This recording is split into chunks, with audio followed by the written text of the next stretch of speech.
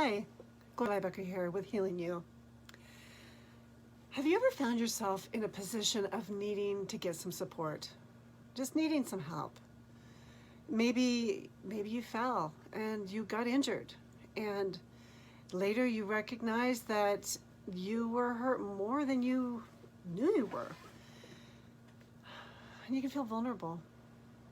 Depending on what your life experience has been, feeling vulnerable doesn't feel safe. So, maybe you've had to work it out on your own. As a kid, you just had to learn the hard way. You had to learn by yourself that there wasn't anyone to ask. Maybe if you ask, then you got shut down or you were shamed. Some of us have had the experience of when we ask for help and guidance, that we get dismissed or we get scolded, that we should have been listening. We should have done what someone else told us to do. If we've made a mistake and we ask for help, we're belittled and put down. And through that experience, we learn, don't ask.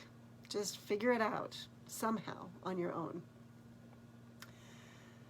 But the inner experience with that could be that we actually believe that there's something wrong with us, that we're just a misfit and there is not a place for us in the world.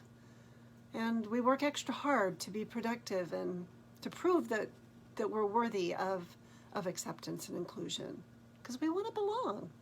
That's one of the most heartfelt needs that we have as a human, is to belong in community.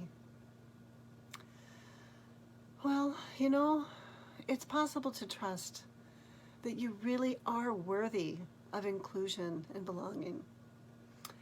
And it is safe to reach out and to ask to receive support when you need it. We all need a helping hand now and then. And so being able to build that bridge of trust from the inside out and to trust your own inner knowing. If we can wake up at that level in our heart space, we can then be empowered to set authentic limits in conversations with others when they don't get us and they shift left and they're not so relational with us anymore.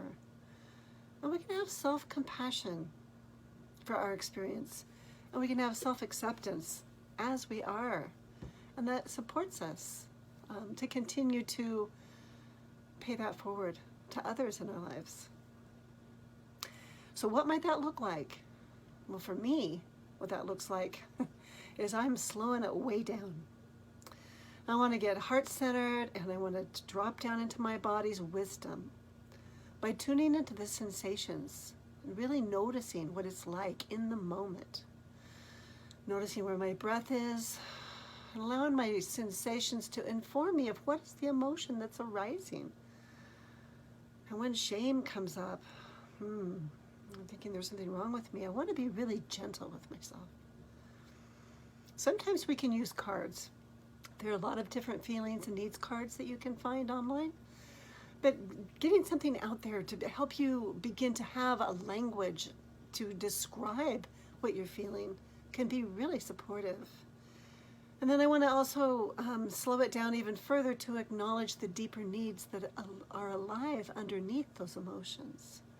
Because the beauty of the need is where, when we can rest there, then things come back into congruence, and then the energy is productive. Even if it was feeling uncomfortable, it'll become productive.